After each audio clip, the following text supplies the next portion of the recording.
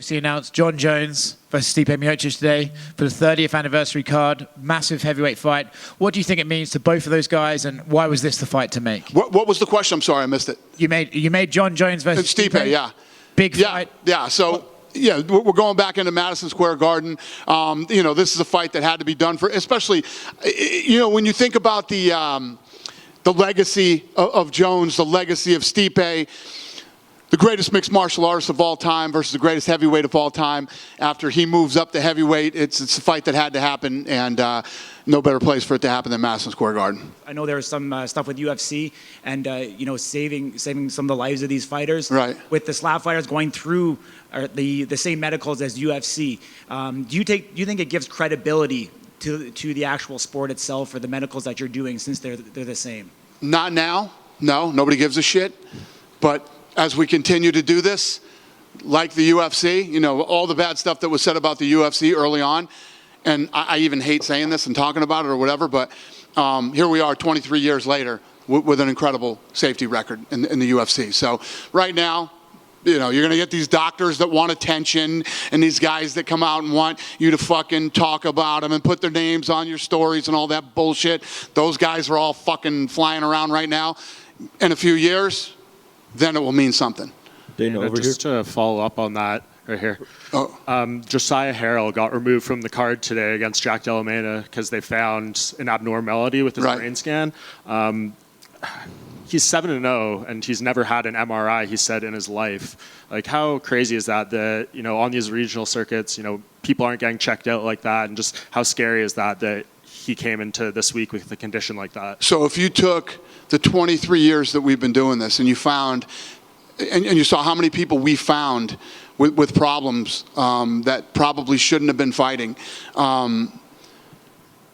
even kids that we found that wanted to get into the Ultimate Fighter, yeah, it's everything, and it's insane that this goes on out there, and these other organizations are regulated. I mean, yeah, it's crazy. We spend millions and millions of dollars on health and safety. It is the most important thing that we focus on and that we care about as far as putting on fights. And like he was just asking, these guys go through the same exact medical testing as UFC fighters do. Is there anything that can be done in the sport as a whole? A message maybe you can send to these lower level promotions on how to maybe better protect, or is it just a money thing that they can't afford don't have it? Yeah. They can't afford it. It's like, even Logan Paul and I have had this conversation. Logan Paul was doing the slap thing before me. And he said to me, a few weeks ago, he's like, brother, you killed it. You took it to, I said, well, listen, you weren't wrong. You were right.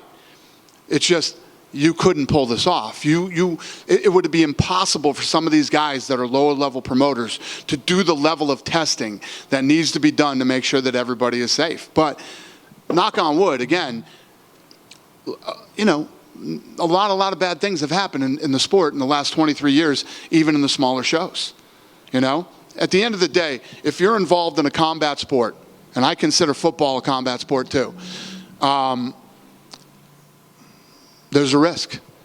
Every time you go out and compete, there's a risk. What we try to do is minimize the risk as much as possible. It was part of the reason we built the PI too. You know what I mean? We got these athletes in there for weeks, sometimes months, evaluating them, making sure they're good, making sure they're training properly, healthy, safe, list goes on and on. And yesterday it was announced George St-Pierre is going to be coming back and competing here in the Fight Pass Invitational in a grappling match. Yeah.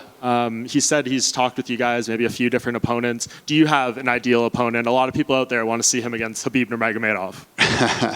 Well, yeah, he was talking. I saw something where some fucking wrote a story about I lied to GSP and I probably lied to him. You know about this? No. About Khabib? So this was after they both retired, and he said, Dana called me and asked me if I wanted to fight Khabib, but he didn't have an okay from Khabib saying that he would fight. Well, you got to call somebody first, right? Yes. You got to call somebody first. I don't get them on fucking three-way calling and say, hey guys, what's happening? Would you like to come out of retirement and fight each other? So George had been retired longer, so the question was, would George even consider, you know what I mean, fighting Khabib? He said yes. So then you talk to the other guy. But yeah, I thought that was a weird, and again, there's a lot lost in translation when George St-Pierre talks too. So maybe I'm wrong, I don't know, but the way that I read it, he was saying he felt like he was kind of lied to or something, or that's the way they wrote the story. Who knows what he really said? But yeah, I thought that was weird today. But what are you asking me? Could Habib be GSP's opponent for this grappling match? Got it. That would be awesome. I would love to pull that off. That's not in the works right now, but yeah, I would love to pull that off. So I'm getting heavily involved in the grappling world now too, if you haven't noticed. So we'll have a big announcement for all that too. But yeah, I'm going after the grappling world big time. And just one more, Leon Edwards was doing some interviews at UFC X today, and he said he met with you guys, and Colby Covington fight could happen at Madison Square Garden in November, maybe the co-main event for Jones and Miocic. How far along is that? Yeah, that could happen. There's a lot of options. I don't want to talk tonight about potential UFC shit. I mean, we could be here all fucking night talking about that, but yes, that is potential. Fans were disappointed last night that Anderson Silva was not in attendance for the Hall of Fame. Do you know why he was not there? That Anderson wasn't what? That Anderson Silva was not at the Hall of Fame last night. Do you know why? No, I don't know.